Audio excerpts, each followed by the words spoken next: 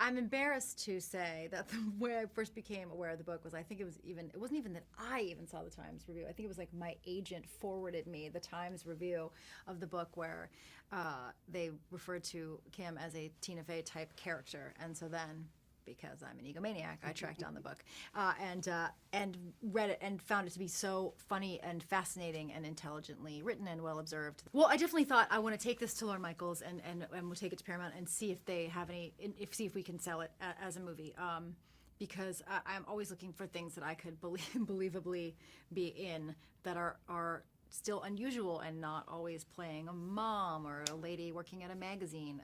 And so this definitely seemed a more exciting environment for a film. As a producer, the book interested me because I think you look for things, I look for things that would be good scenes, really. And so many of the things that really happened to you were just juicy, for lack of a better word. And so yeah, as a producer, I thought this has cinematic appeal. The review came out, and it was Michiko Kakutani at the New York Times, and of course I was thrilled to be compared at all to Tina. And it was, I think talk started probably within a week. Very quickly, yeah, yes. 10 days. Yeah. And then it was within 2 weeks. It was the night of my book party, actually, that I found out that Paramount was optioning it. And I got a call at the party, and it was happening. Great. Yeah, it was. Thank you for that. Yeah. It was a good present. That's good times.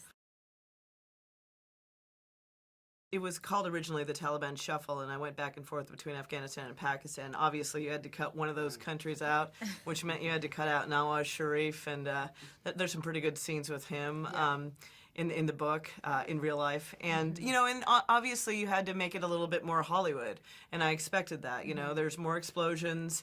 You know, there's a different romance than I actually had, and you know, you expect that. So, but I think that at core they tell the same story. You know, I like to refer to the movie as truthy, if not entirely accurate. You know, in terms of like what happened with my life. I know that Robert Carlock, the scriptwriter, he talked to a lot of people besides me. He talked to my friends. He talked to other people. He did a lot of actually original reporting.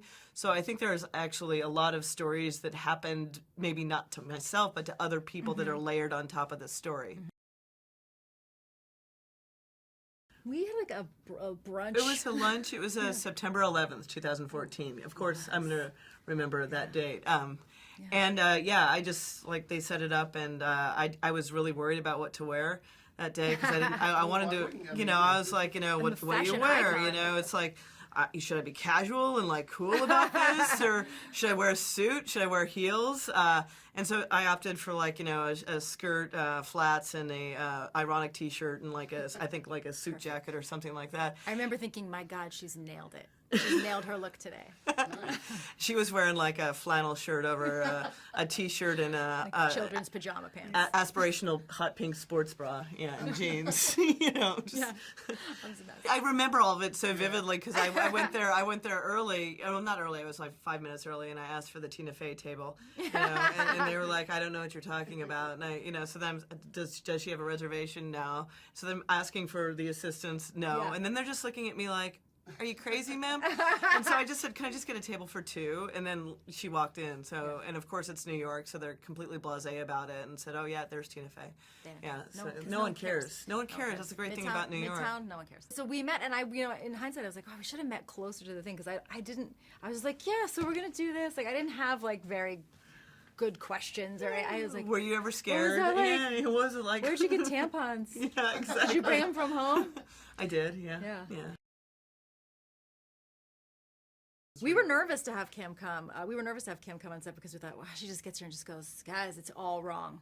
It's all wrong. And if there were a couple things like, it was funny because I had early in the beginning of the process, and we talked about how Robert Carlock had done so much research, and he was like so dedicated to his research. And I had a fitting one day. I sent him pictures from a fitting saying like, look, I've got my, you know, my burqa on this day. I'm trying on my vest, and he's like, that vest should say press on it, blah, blah. And so I was like, okay, it's just a fitting. I'm just trying to have camaraderie with you right now, like, relax. And then months later, we get there, and I'm wearing the press vest, and Kim comes and says, she goes, oh, we would never wear one that said press because that would make us a target. It just shows, like, the level of complexity, and even with the best, most overthinking intentions, like, oh, I shouldn't be wearing it. And I was like, oh, I've already worn it in a bunch of scenes, so I can't. You know, and it's like I wasn't gonna bust them too hard for anything because it's a movie, right? And it's like I just as like they probably can't write journalism stories. I can't write scripts, and I feel like Robert could. Yeah. He might be able to. He really did. School, yeah, he did report that out. I mean, for me. It was exciting to be there, obviously, but I thought it would be more exciting, and it actually turns out it's a lot of sitting around. It's so much sitting around. Yeah, and like watching people. And I have a short attention span because most journalists do. It's like we're on to the next thing. What's more sitting around, a real embed or a fake embed? God, they're both pretty much sitting around a lot of the time, waiting to do something. I came in and they were already halfway done with shooting. So, I mean, I did make one suggestion that they took me up on, which is when she was going on the embed. You're wearing those high-heeled boots, and originally there was a joke about the high-heeled boots. Yeah. And I said, okay, man, I didn't know what I was doing, but they sent me a list of things to wear, and I was wearing hiking boots. Yeah. You know, so then they changed the joke to the backpack, which was actually very funny. I think some of the stuff that has been kind of adapted to be Alfred Molina's character, but that's the stuff that. Please tell us some of the things that really happened. I mean, I really was shown a bed in the Attorney General's office. You know, it was less grand. It was more like but it was like it was sort of like the curtain sort of thing, and I'm like. You know, and also shooting the gun with him. Like we went and we shot guns together. But as I like to say, you know, I would never shoot a gun like that because I'm from Montana. So we learned to sort of point and aim and conserve ammunition. But that also happened. Yeah. So, there's stuff I think that Alfred Molina's character is sort of a blend of the Prime Minister of Pakistan, right? And the Attorney General of Afghanistan. So all the stuff with the friend stuff, it was like this weird way that friend got used over there. The word friend. The word friend. I'll be your friend. Are you my friend? You know, special friends. And, you know, as the Western journalist there, I was constantly like, what are they trying to say here? Does he mean friend? Does he mean special friend?